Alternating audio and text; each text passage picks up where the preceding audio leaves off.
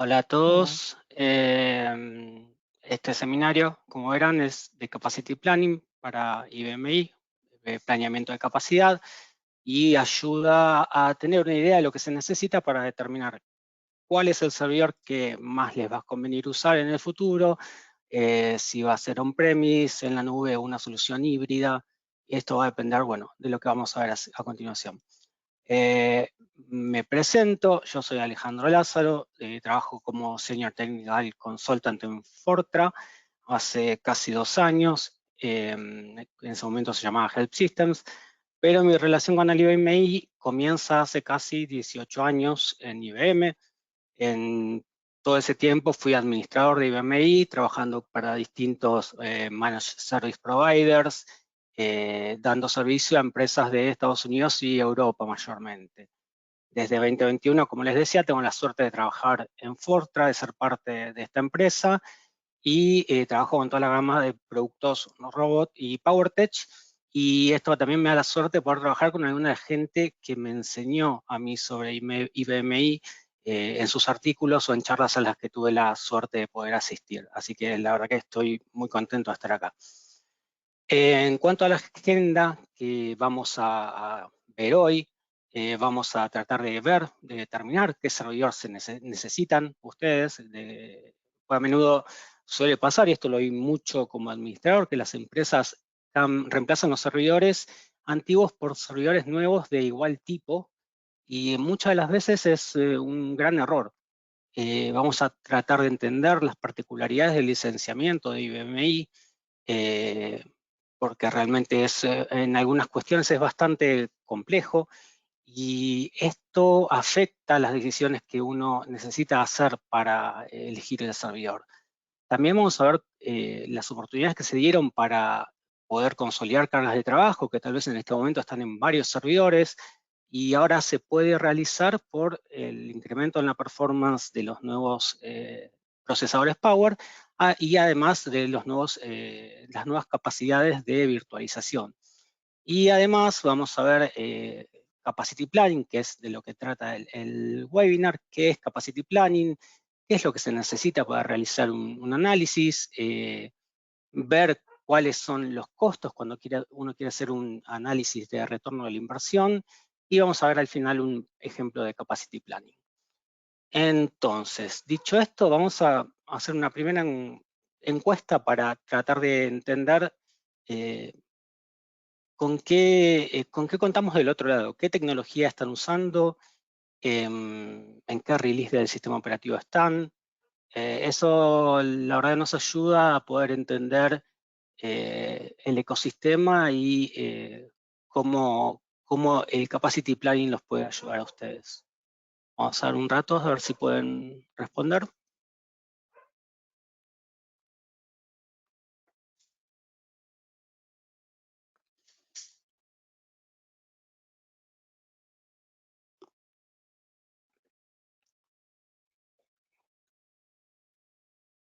Ok, veo que van respondiendo.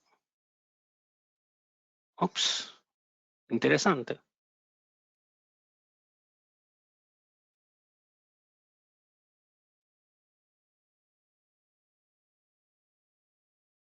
Ok, estamos viendo números, la verdad no esperaba tanta gente con Power 7 o inferior.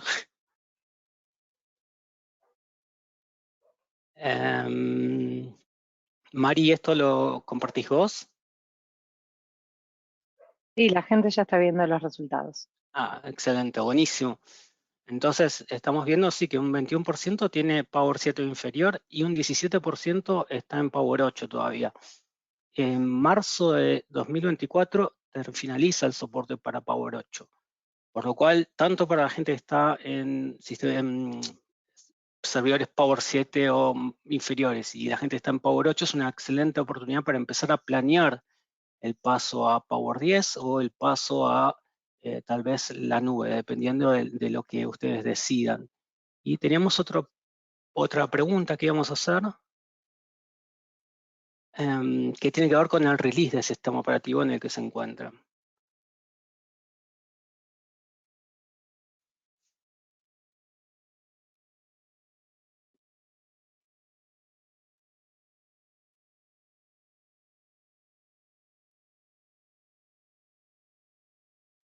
Cuando quieras, Ok, cerramos la encuesta, así la compartimos. Avísame nomás. dale. Cerremos, sí, cerramos. Excelente, buenísimo. La mayor parte está de 7.3 para arriba, lo cual está muy bueno, porque 7.3 teniendo el technical refresh correspondiente se puede trabajar ya en Power 10. La gente está en 7.2 inferior, imagino que debe tener algún prerequisito que no puede cumplir con su software actual, así que también sería bueno que vayan viendo la forma de ir pasando a releases más nuevos. Pues 7.2 ya no está soportado hace rato, así que bueno, vamos a seguir entonces con lo que estábamos hablando.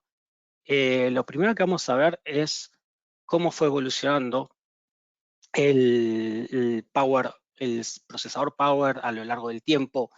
Nosotros, cómo se mide la capacidad de trabajo del procesador Power. Se miden CPWs, que es Commercial Processing Workload, y esto, además de ir creciendo, de ir cambiando los distintos features, de ir cambiando las distintas tecnologías soportadas en cuanto a storage, en cuanto a memoria, lo que fue cambiando exponencialmente fue la capacidad de los procesadores.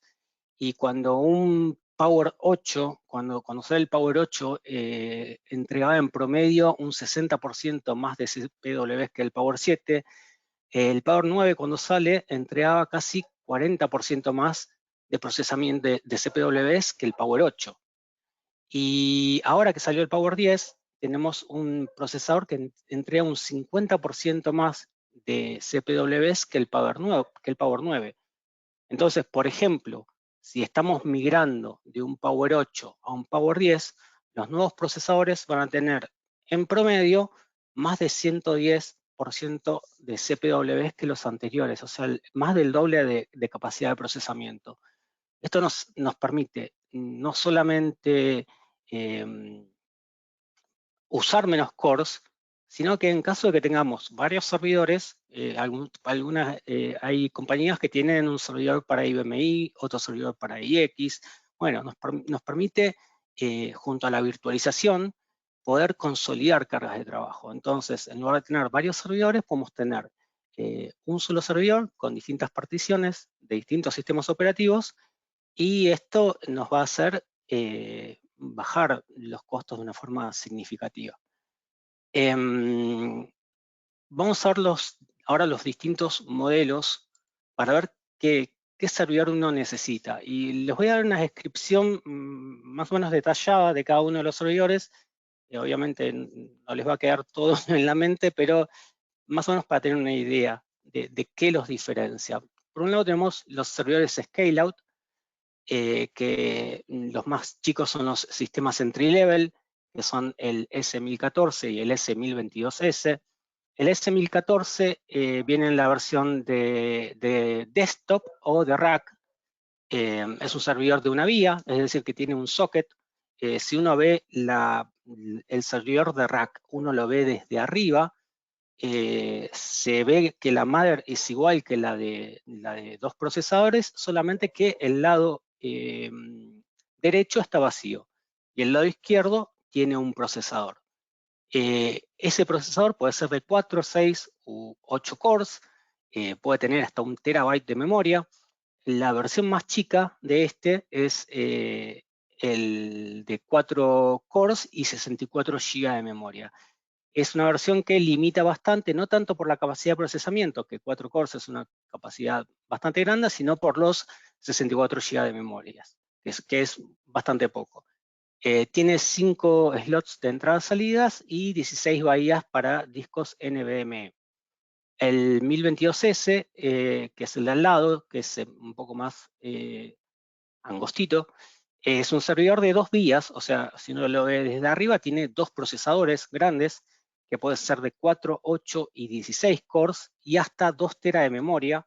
Hay una versión que es de un socket solo, o sea, que tiene un solo procesador, que tiene solamente 4 cores, pero no es soportada para IBMI. Y lo que tiene de bueno, que no tenían antes los Power 9, es que la versión de 2 sockets con 2 procesadores de 4 core, o sea, con 8 cores en total, activos, es soportado en forma nativa por el IBMI. O sea que uno puede instalar IBMI nativamente en un 1022S sin necesidad de utilizar BIOS para virtualizar. O se puede instalar alguna partición de forma nativa y se puede instalar algunas particiones sobre BIOS. Tiene 10 slots de entrada-salida y 8 bahías para NVMe. Después ya vienen los sistemas que son un poquito más grandes, de NACE Performance and Scale, que son el 1022 y el 1024. Básicamente son el mismo servidor, salvo que uno es en 2U, ocupa menos espacio en un rack, y este es de 4U, al igual que el 1014. El 1022, en comparación del 1022S, es que si bien es de 2 vías, este puede llegar hasta 40 cores. Tiene 2 procesadores al ser de 2 vías, que pueden ser de 12, 16 o 20 cores por socket. Este llega a 4 teras de memorias, pero necesita sí o sí de BIOS para virtualizar, si uno va a instalar IBMI.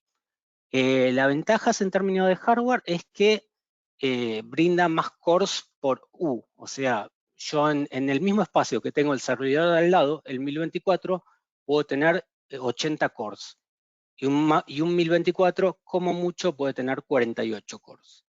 Entonces, el 1022 es el servidor de elección para la gente para los vendors que ofrecen cloud. Pueden tener mucho más cores para ofrecer en mucho menos espacio de rack. Tienen también 10 slots de entrada-salida, 8 bahías de NVMe, y tanto el 1022 como el 1022S tienen una ventaja en licenciamiento que lo vamos a ver más adelante. El 1024, que es el grandecito de estos de NACE Performance and Scale, es un servidor de 2 vías también como el anterior, que puede tener 12, 24, 32 o 48 cores, con procesadores de 12, 16 o 24 cores per socket. Ya tiene 8 teras de memoria, 10 slots de entrada-salida, 16 bahías de NVMe. En este modelo de Power 10, a diferencia del Power 8 y el Power 9, el P-Group cambia al incrementarse los procesadores. Ahora, ¿qué es el P-Group o Processor Group? Bueno, eso es algo que vamos a hablar más adelante. Por lo pronto es un valor que es muy importante a la hora de determinar qué servidor es el más conveniente. Los servidores Enterprise son los servidores más grandes. El 1050 no es para IBMI, así que no lo vamos a discutir. Y el E1080 es un gran fierro, es el servidor más grande que hay, más potente. Puede tener hasta 240 cores, tiene procesadores de 10, 12 o 15 cores. Tiene una unidad de control, que es la más chiquitita de acá abajo, que es de 2U, y después tiene hasta 4 KECs, que cada KEC es de 5U, y puede tener en total la máquina 64 teras de memoria. Cada KEC tiene 4 bahías de NVMe, que son generalmente utilizadas para buteo, y puede tener cada KEC hasta 4 unidades de expansión, lo que termina redundando en 192 slots de entrada-salida. El servidor también puede tener 8 unidades de expansión NVMe de 24 bahías, lo que lleva el storage interno NVMe, que es increíblemente rápido, a 1.2 petabytes de storage. ¿Cuál es la diferencia en favor de los Enterprise? Los Enterprise tienen más confiabilidad, más disponibilidad y más serviciabilidad, porque son redundantes en casi todas sus partes. Entonces permite el mantenimiento concurrente en una mayor cantidad de sus componentes. O sea, no es necesario apagar el servidor. Entonces, esto es si uno va a comprar un servidor y lo va a tener on-premise. ¿Qué pasa en la nube? Bueno, cuando uno va a la nube, tiene que entender qué aquí hay que prestarle atención, porque ahí no se está comprando un servidor. Entonces lo que vamos a tener que hacer, lo que se va a tener que hacer es un análisis de CPU y memoria que va a determinar qué opción se va a utilizar. Normalmente los proveedores de cloud ofrecen tanto opciones de scale-up, como vimos los servidores chiquititos, o enterprise, los servidores más grandes. Entonces, para determinar la mejor opción, es necesario saber qué servidores utiliza el proveedor. Si utiliza un 914, 922, 1022, 1024, E980, E1080. También es necesario saber qué cantidad de cores tiene activado el proveedor dentro de cada servidor. Esa forma nos va a ayudar a entender qué configuración vamos a necesitar para ir a la nube y las implicaciones que va a acarrear esa configuración en cuanto al licenciamiento. En el caso de la nube, la configuración final que uno va a terminar utilizando va a depender mucho del proveedor que se elija. No solamente por el modelo que tiene el proveedor en la nube, sino por la forma que tienen de facturar los servicios. Hay proveedores de cloud que facturan por un combo de memoria y CPU. Otros facturan por la CPU y la memoria separados y el disco. Otros facturan por CPW o valores de RPerf. RPerf es la forma de medir la performance en AIX. Y también facturan de formas distintas el sistema operativo. Algunos cobran los programas producto aparte, como por ejemplo, no sé, BRMS o bueno, para el programa para salvar en cloud. Todos los programas productos los pueden facturar de forma distinta. Hay que tener en cuenta también el costo de storage, el costo de networking. Y también en este caso es muy importante el análisis de PEP y PEP2, que es el Processor Enterprise Pool, y cómo ese análisis los puede ayudar a determinar mejor los costos.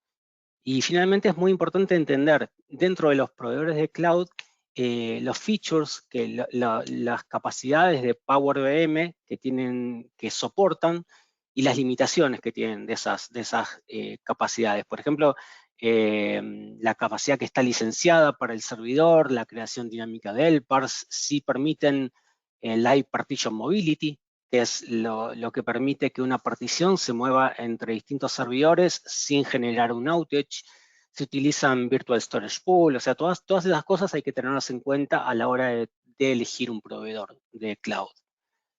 Lo que vamos a ver ahora en la segunda parte es las particularidades del licenciamiento del IBMI, que es, como les dije, un tanto compleja. Si recuerdan hace un par de slides, cuando veíamos los modelos de servidores, les mencioné a pasar el P-Group o el Processor Group o el grupo de procesador. Y les dije que era algo importante. Bueno, ¿por qué es importante? Porque tanto IBM como la mayor parte de los proveedores de software cobran el software y el mantenimiento de acuerdo al P-Group de cada servidor. Y algunas veces, cuando uno va a ver el P-Group del servidor, es un valor misterioso, se podría decir. O sea, me pasó cuando empecé a trabajar en esto y quería saber cuánto costaba el licenciamiento de un programa hace muchos años, llamar al soporte de IBM para preguntar por el P-Group de un modelo de servidor y recibir como respuesta que tenía que hacer un word-click-inf. Bueno, eso es un tanto complicado si uno no tiene el servidor y está planeando comprar uno. No hay forma de hacer un word-click-inf. Los servidores Power tienen distintos P-Groups. Hoy en día tenemos P05, tenemos P10, P20 y P30. Anteriormente también existían P40 y P50. Ahora, si volvemos a los modelos que vimos atrás, vamos a ver que, me pasé uno. Vamos a ver que el servidor más chiquitito, el 1014 de 4 cores y 64 GB de memoria, es un P05, que es el P-Group más bajo. El resto de los modelos de 1014, el de 6 y 8 cores hasta 1 tera, son P10. La particularidad que les mencioné del 1022, que lo hace muy atractivo, no solamente por el espacio que ahorran y por ser de 2 vías, sino que son muy atractivos. ¿Por qué? Porque uno puede tener un servidor con IBMI instalado acá, que es un P10 y es un servidor de 2 vías, o sea, tiene el mismo precio el licenciamiento que este, pero uno tiene un procesador al lado del otro. Puede tener más memoria, puede tener más bahías de salida. Lo bueno del 1022S es que uno puede tener los 8 procesadores, puede ser P10 y puede ejecutarse de forma nativa. En cambio, las otras versiones del 1022S y del 1022, con más cores, requieren sí o sí que esté virtualizado. Y la única limitación que hay para que estos sean P10 es que las particiones de IBMI, ninguna partición de IBMI puede tener más de 4 cores. Lo cual, si uno piensa en términos de servidores Power 8, más adelante vamos a ver que no sé si es tan limitante. Los 1024 de 12 y 24 cores son P20, los 924 eran todos P20, los 824 eran todos P20, pero acá cambia porque los de 32 y 48 cores son P30. Esto no pasaba antes con los 824 y los 924. Y finalmente todas las versiones de 1080 son P30. Entonces, como verán, cada servidor tiene su grupo P y esto impacta en el costo de la licencia. Vamos a ver. Ok. Entonces, como hablábamos de los P-Groups, sigamos con el licenciamiento y los costos que se ven afectados por el tipo de servidor. El sistema operativo es licenciado por core, ¿sí? Entonces, lo que tenemos que tener en cuenta es que el costo de la licencia del sistema operativo para un core de P20 es casi 3 veces el costo de la licencia para un servidor P10. Entonces la diferencia es bastante grande. Los servidores P10 lo que tienen es un componente de acceso que es por usuario, que es alrededor de $50.000 para no max. Estos son precios de lista, no son los precios que capaz les ofrezca el vendedor de IBM, pero tal vez no es necesario tener usuarios ilimitados. Tal vez yo puedo tener 50 usuarios y eso me alcanza y es mucho menos que el valor que mencioné. También se pueden tener licencias de sistema operativo por suscripción, en modo de suscripción. Esto comenzó solo para el 9.14 hace unos años y se fue expandiendo al resto de los servidores con suscripciones de 1, 2, 3, 4 y hasta 5 años. En este caso, lo que es necesario es hacer el análisis de a partir de qué momento es más conveniente comprar la licencia versus mantener la suscripción. Entonces ahí es donde entra la parte financiera en juego. En cuanto a los programas producto, que son los LPP, License Program Products, algunos son licenciados por servidor, o sea, por el serial number, como por ejemplo BRMS, y otros son licenciados por usuario, que pueden ser usuarios concurrentes o usuarios con nombre, depende del producto en cuestión. Los precios de las licencias para los LPPs, los programas productos y los software de terceros también cambian de acuerdo al P-Group. Por ejemplo, BRMS, que es licenciado para todo el servidor, es 3 veces más caro para un P20 que para un P10. Y bueno, igual en el caso de BRMS están reviendo el licenciamiento, pero en este momento, hoy por hoy, si yo voy a comprar BRMS para un P20 me va a salir $9.000 y para un P10 me va a salir $3.000, precios aproximados. Mientras más alto el P-Group, también es más alto el costo de licenciamiento, el costo de mantenimiento. Por ejemplo, el costo de mantenimiento de un P10 es de alrededor de $9.500 por año por core, mientras que el de un P20 es alrededor de $12.500 por año por core. Hay algunos productos, es un 30% más caro, hay algunos productos que están incluidos dentro del mantenimiento del sistema operativo, que es el que mencioné recién, por ejemplo, PASE, WebFear, BRMS, y hay otros como PowerHA, Rational, WebQuery, DB2 Mirror, que tienen un costo de mantenimiento separado. Acá hay dos links que tienen los costos, creo que les vamos a entregar después del webinar el PDF. Si seguimos hablando de las particularidades del licenciamiento, existe esto y esto es algo que muchos clientes me encontré a lo largo del tiempo que no lo saben. Por lo menos los clientes con los que trabajé yo en Estados Unidos. Se pueden transferir las licencias. Uno cuando compra un servidor con las licencias y pasa al modelo siguiente de servidor, puede transferir las licencias que ya compró. O sea, no es que compra las licencias y las tiene que comprar de vuelta.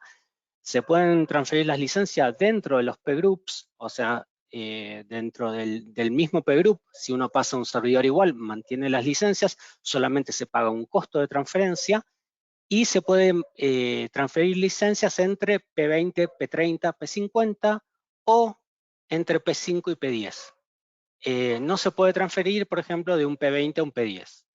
Para poder transferir licencias, al igual que para hacer un upgrade del sistema operativo, se necesita tener un SOAMA, o sea, un contrato de mantenimiento válido, sino al momento de querer transferir las licencias, se deberán pagar ciertas penalidades, que se las conoce como After License Fees. Hay una licencia especial que se llama licencia de Application Server, que es para servidores que no utilizan o utilizan muy poco DB2.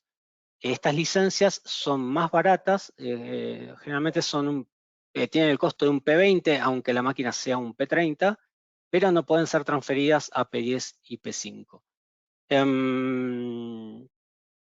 Con esa licencia se puede correr, por ejemplo, WebFear o se puede correr Lotus Domino. Después, y estas particiones también pueden acceder a datos de DB2, pero ubicados en otras particiones. Es la particularidad de este tipo de licencia.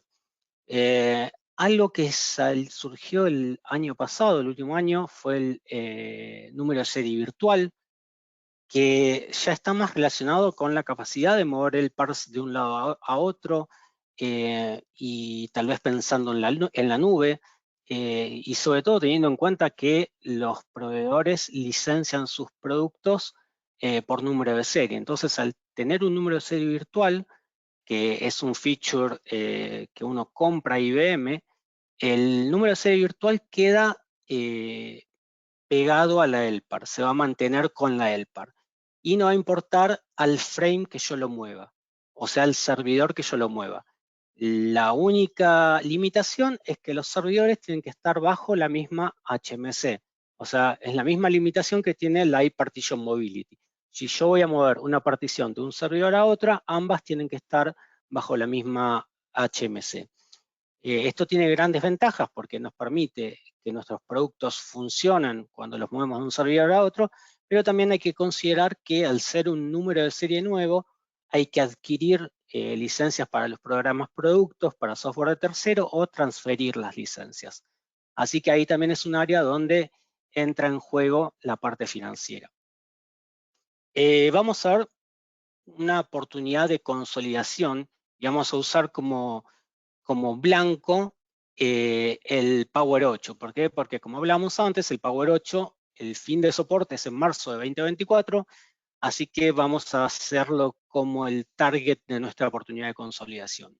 Como hablamos antes, con el incremento de la performance entre el Power 10 y el Power 8, que son 110% más de CPWs, existen alternativas de bajar costos. Entonces, digamos que tenemos un 880 con 48 cores. Este 880 con 48 cores puede entregar 491.000 CPW y es un procesor Group P30. O sea que su licenciamiento por core está cercano a los $100.000. Si yo paso de este P30 a un 1024, que es P20 de 24 cores, El 1024 de 4 cores es capaz de más CPWs, o sea, puede entregar hasta 585.000 CPWs. Y es un processor group P20, o sea que incluso puedo transferir licencias del 880 al 1024. Ahora bien, si ninguna de las particiones lógicas de esta 880 utiliza más de 100.000 CPW, que son unos 10 core de Power 8, en lugar de pasar un 1024, que es P20, puedo pasar un 1022, que es P10. Este 1022 de 24 cores es capaz de entregar 637.000 CPW, o sea, mucha más capacidad que incluso que el 880, aunque bueno, tengo que usar reservar una pequeña capacidad para las BIOS, pero es un P10. Yo no puedo transferir licencias de acá al P10, pero tengo que hacer los números y ver si financieramente me termina conveniendo a largo plazo. Y en este caso, si lo que preocupa para tener un servidor enterprise es la confiabilidad, disponibilidad y serviciabilidad de estos servidores, bueno, yo estoy seguro que la empresa que tiene un enterprise o cualquier empresa que tiene esa preocupación invierte una buena cantidad de dinero en soluciones de alta disponibilidad y disaster recovery. No se tiene que tener miedo a utilizar esas soluciones. La solución es que el equipo de trabajo esté entrenado en caso de que algo suceda y pueda utilizar tanto las opciones de alta disponibilidad como la de disaster recovery. Tal vez no tiene caso hacer una gran inversión en un servidor enterprise porque tiene mantenimiento concurrente en en una mayor cantidad de sus partes, porque tal vez puede que este no sea mi punto único de falla. Puedo tener problemas de conectividad, puede existir un desastre natural, se puede incendiar el data center o pueden pasar cualquiera de las cosas malas que hacen que tengamos que planear para superar un desastre. Entonces, tal vez no tiene sentido mantener un servidor enterprise y podemos pasar a un servidor mucho más chico con licenciamiento mucho más barato. E incluso tener más capacidad de procesamiento y de crecimiento. Vamos ahora tener más en claro qué es capacity planning, qué es el planeamiento de capacidad. Hasta ahora lo que vimos es todas las características en las que tenemos que pensar a la hora de hacer un planeamiento de capacidad. Por ejemplo, las capacidades de hardware, que van desde cuántos cores, cuánta memoria, cuántos slots de entrada-salida se tienen, si hay restricciones, por ejemplo, la restricción de los 1022, de los S1022, para que las CellParts de IBMI tengan nada más que 4 cores. Pero la mayor parte de lo que tenemos que prestar atención y de todas estas cosas, al fin y al cabo, tienen que ver con el costo del software. Por eso es lo que hablamos de los P-Groups, del licenciamiento de terceros y todo lo demás. Cuando los analistas estamos haciendo un planeamiento de capacidad, a menudo nos preocupamos por el aspecto de performance, pero el aspecto financiero es el que seguramente va a jugar un rol importante a la hora de definir el rumbo que vamos a tomar. Entonces, si vemos la descripción, los tres componentes, la descripción de qué es un capacity planning, los tres componentes principales, cores, memoria y almacenamiento, de un sistema de computación deben ser monitoreados y proyectados para cumplir con cualquier cambio en las demandas futuras que se pueda tener, pero el aspecto aquí, que es más importante, es donde indica de una forma eficiente de acuerdo al costo. O sea, esto tiene que ser eficiente de acuerdo a lo que uno invierte. Obviamente muchas de las opciones que vimos, de las opciones que vimos hasta ahora van a afectar la eficiencia de acuerdo al costo. Entonces, bueno, ¿cómo monitoreamos? ¿Cómo monitoreamos el comportamiento de nuestros sistemas? Y necesitamos tener los datos. Si no tenemos datos de performance, no se puede hacer un análisis. Entonces hay que tener los datos históricos de capacidad, que son claves para un planeamiento de capacidad sólido. Mientras más datos se tengan, es mejor el análisis. Lamentablemente tenemos muchos clientes que vienen a solicitarnos un análisis y solo tienen con mucha suerte, un mes de datos. Eso nos sirve para tener una buena idea del comportamiento del equipo, pero no es ideal. Por ejemplo, digamos que el cliente es una cadena de venta minorista de electrónicos. Entonces puede que el cliente crea que el periodo más ocupado para su negocio es el de las festividades, en fin de año, porque vende muchos electrónicos para Navidad. Entonces, piensa que mirando los datos de diciembre puede tener una idea del periodo de mayor ocupación de la máquina, pero bueno, probablemente ese no sea su periodo de mayor ocupación, sino tal vez sea en septiembre o en octubre, cuando estaban planeando los envíos a todas las sucursales o estaban realizando todas las preparaciones. Entonces, esto puede llevar a potencialmente puede llevar a que se termine haciendo un plan de capacidad que arroje como resultado un equipo más pequeño del que se necesita. Algunas empresas no tienen un momento en particular que sea el más ocupado, un ciclo de trabajo. Otras pueden tener cierres trimestrales, cierres mensuales. El analista necesita entender esto y la única forma de hacerlo es manteniendo los datos históricos de performance. La forma ideal de tener una idea más concreta del perfil de la carga de trabajo de un equipo es manteniendo al menos un año de los datos de performance. ¿Por qué? Porque en un año uno ve todos los ciclos, todo el ciclo de trabajo y el comportamiento de la máquina a lo largo de todo el año. Esto en el IBMI, si uno trabaja con los collectors es complicado. Nosotros tenemos una herramienta que utilizamos nosotros y la utiliza IBM y, bueno, vaya gente más, que es Performance Navigator, que hace muy simple recolectar la información de performance sin impactar el uso del equipo. Una vez que tenemos los datos, también lo que tenemos que definir es una metodología, o sea, qué metodología vamos a seguir. Por ejemplo, si proyectamos tendencias, si utilizamos los días pico, si usamos algún tipo de promedio, el promedio de algún rango de tiempo en particular. Hay que saber qué metodología se va a usar y junto a los datos históricos de performance, estas son las claves a la hora de hacer un planeamiento de capacidad. ¿Qué se necesita para el análisis? Como lo hablamos recién, vamos a necesitar los datos históricos. Nuestro equipo, el equipo de Fortra, que está dedicado al planeamiento de capacidad, encuentra en esto uno de los desafíos más importantes, porque normalmente los usuarios de IBMI no le dan la importancia necesaria a los datos de performance hasta que son necesarios, sea tanto para el planeamiento de capacidad o para determinar algún problema.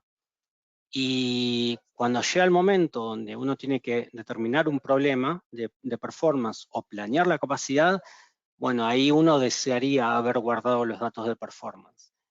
Entonces, si hoy por hoy ustedes no tienen los datos de performance, los datos históricos, sería bueno pensar en cómo retenerlos. Como les comentaba recién, el Performance Navigator, que es nuestro producto para IBMI, es gratuito.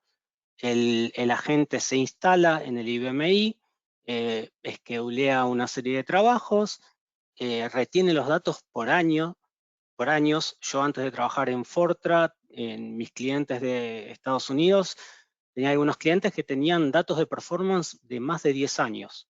Entonces uno no solamente podía ver el ciclo de trabajo de la máquina durante un año, sino que podía comparar incluso cómo había evolucionado a través de 3 generaciones de hardware. Entonces, es una herramienta realmente muy interesante, es gratuita, la pueden instalar, recolecta los datos de performance, no usa espacio. Este cliente en particular, que tenía más de 10 años de datos de performance, no ocupaba más de 3 GB. También hay otro componente de Performance Navigator, que es la GUI, que también es de instalación gratuita y permite sin licencia, o sea, sin pagar nada, realizar un reporte de chequeo de health check, chequeo de salud del equipo y ver algunos gráficos de performance. O sea que con eso se solucionaría de una forma gratuita la falta de datos históricos, en caso de que ustedes quieran hacer un capacity plan. Otro desafío que solemos encontrarnos es contar con todos los datos, porque por ejemplo muchos clientes nos indican que solo les importa la partición de producción, pero tienen producción, desarrollo, prueba, calidad, y solo nos envían los datos de producción. Bueno, cuando uno está trabajando en un planeamiento de capacidad, tiene que tener en cuenta que aunque el cliente no le importe, en teoría, la performance de las otras cell parts, estas cell parts utilizan recursos. Entonces es importante que entendamos que no estamos haciendo un planeamiento de capacidad para una LPAR, sino que lo estamos haciendo para un frame, para un servidor. Que uno no compra una LPAR, sino que uno va a comprar un servidor. Algunos datos, por ejemplo, los de BIOS o los de flash copy pueden ser difíciles de obtener, pero al menos es importante conocer la cantidad de cores y la memoria que utilizan, porque al fin y al cabo esto va a afectar la correlación costo-beneficio del plan que podamos realizar.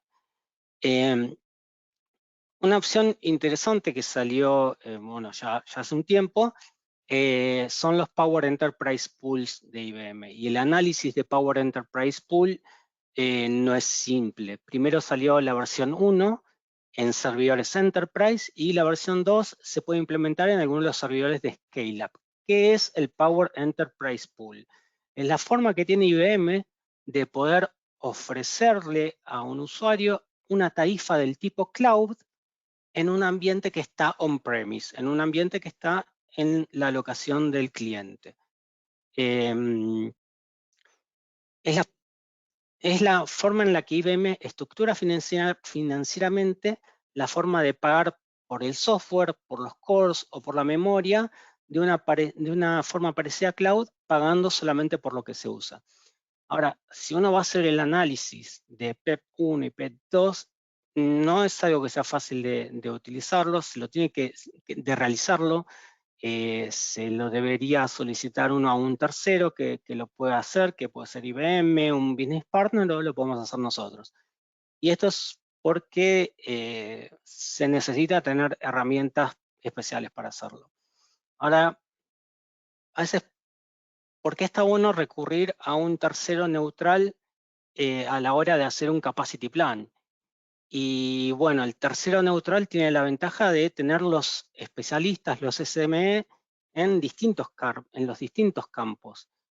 Tenemos especialistas en hardware, especialistas en sistemas operativos y las distintas opciones, cuáles son los costos, qué es lo que se cobra y qué es lo que no se cobra del sistema operativo. Cuáles son las opciones financieras, por ejemplo, lo que hablamos del licenciamiento por suscripción, o PEP2, o sea, más que nada CAPEX versus OPEX. También se necesita conocimiento de especialista en storage, porque el planeamiento de capacidad no es solamente cores y memoria, sino que también se tiene que tener conocimiento del disco que se va a usar. Se debe también tener conocimiento en virtualización, porque la virtualización nos permite controlar los costos. Entonces hay que tener conocimiento de Power BM. Y también hay que tener en claro los costos de cloud, porque hay que entender cómo los distintos vendors de cloud cobran por el uso. Todos cobran de forma diferente y entender cuál es la configuración más conveniente para el vendor que tenemos o que vamos a elegir.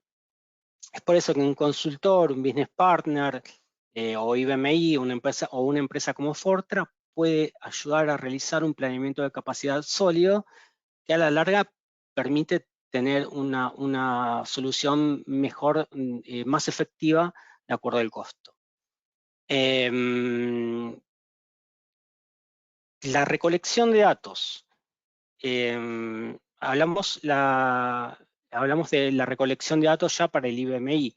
El IBMI usa los Collection Services, que por default se ejecutan con el sistema operativo y se mantienen hasta 10 días de datos. ¿Por qué solamente 10 días? Porque los datos en el collector, sin estar reducidos, por ejemplo, por el Performance Navigator, ocupan mucho espacio en disco. Pues son los datos de todos los trabajos, son los datos de todas las estadísticas del servidor. Entonces, mantener un año de datos de Collection Services es prácticamente imposible. Desafortunadamente, el default es 10 días. Desafortunadamente, muchas veces tenemos solamente esos 10 días de los clientes para analizar y cuando uno realiza un análisis con 10 días, hay que tomarlo con pinza. Dependiendo del ramo de la empresa, puede que esos 10 días no sean representativos del uso del equipo. Esos datos se pueden visualizar en Navigator for I para cada partición. Y como estamos hablando de un upgrade, de un frame, de un servidor, el servidor no solamente tiene IBMI, sino que puede ejecutar 4 sistemas operativos: IBMI, AIX, Linux y BIOS. Por lo que tenemos que recolectar información de todos los sistemas operativos. Para IX, típicamente se utiliza Topaz o Enmon. Topaz es el que va a estar por default y recolecta 7 días de datos. Enmon es una mejor fuente de datos porque recolecta más información, particularmente de las áreas de discos y memorias, pero bueno, hay que instalarlo y configurarlo. Para Linux hay herramientas open source que recolectan los datos. Enmon también funciona en Linux y es una herramienta open source. Y después hay soluciones de terceros para recolectar datos históricos, como el Part2RRD, Savix, Nagios, y bueno, son un puñado de herramientas de vendors que están hechas para recolectar los datos históricos, entre los que está nuestro Performance Navigator, que recolecta información no solo de IBMI, sino que también de IX, de BIOS y también trabaja con Linux.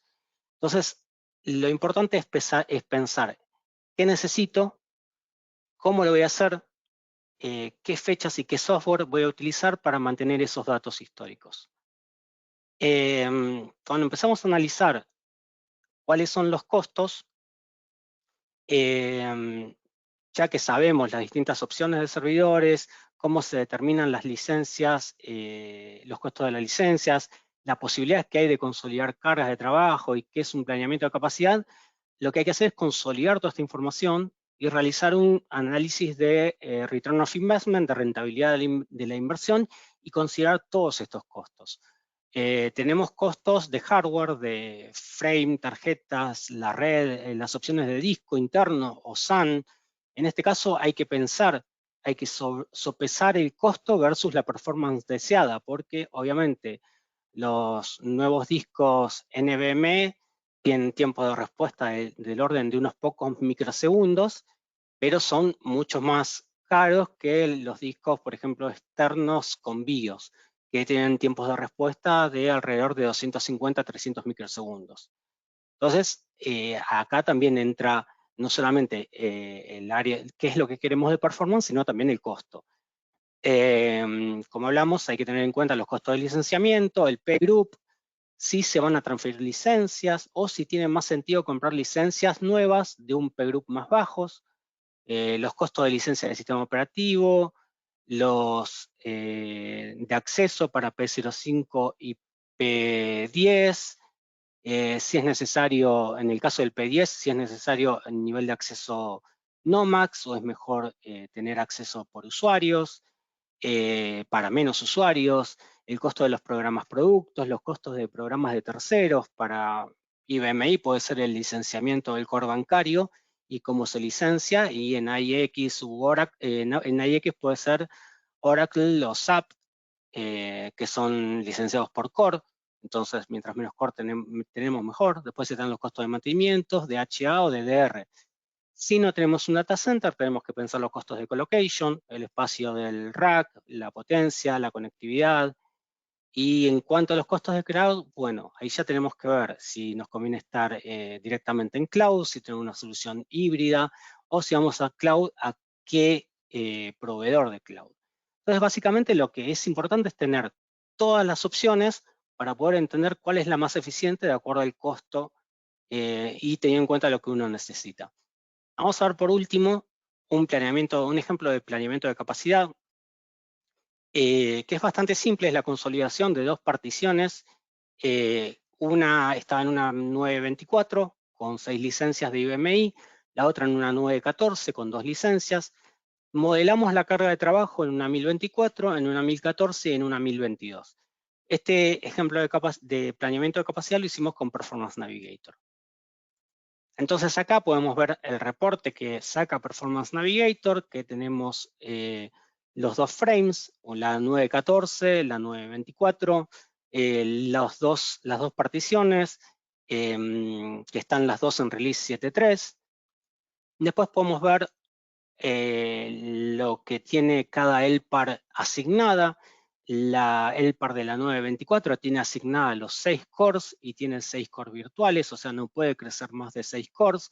Tiene 384 GB de memoria, 31 TB de disco. La LPAR de la 914 tiene 2 cores asignados, 2 virtuales, o sea, no puede crecer más de 2 cores, 246 GB de memoria y 15.5 TB de disco. Lo que hicimos entonces fue primero consolidar las dos particiones en la misma 924. Entonces, si tomamos la 924 y movemos la partición que estaba en la 914, la máquina nos queda con esta ocupación, que al cliente le permitía todavía crecer 24% por 3 años más, pero el cliente quería pasar a un Power 10. Entonces, lo que hicimos fue modelar la carga de trabajo, esta misma carga de trabajo, en un Power 10, en lugar de 6 cores, en 4 cores. Y cuando lo modelamos, quedó de esta forma. En 4 cores de una 1024, sigue siendo P20, y lo que hay que pagar, además del hardware, es la transferencia de 4 cores que vamos a transferir de la 924 a la 1024. Seguiría siendo P20, seguimos pagando lo mismo de mantenimiento por core, pero tenemos 2 core menos. El espacio para crecimiento sigue siendo alto, 22% por año por 3 años, y tenemos un servidor que para mi gusto está un poco sobredimensionado. Entonces hicimos la misma prueba con 3 cores, nos permite con 3 cores el 1024 un 11% de crecimiento por año por 3 años, y sigue siendo P20. Ahora, tal vez nos conviene ahorrar un poco más y pasar a un P10. Entonces, lo que hicimos fue modelar la carga de trabajo en un P10, en un 1014 de 4 cores. Esto requiere la compra de licencias nuevas, por lo que hay que hacer un análisis de los costos para ver a partir de qué momento se recupera la inversión gracias a los ahorros, tanto en licenciamiento de software, de IBM y de terceros, como de mantenimiento.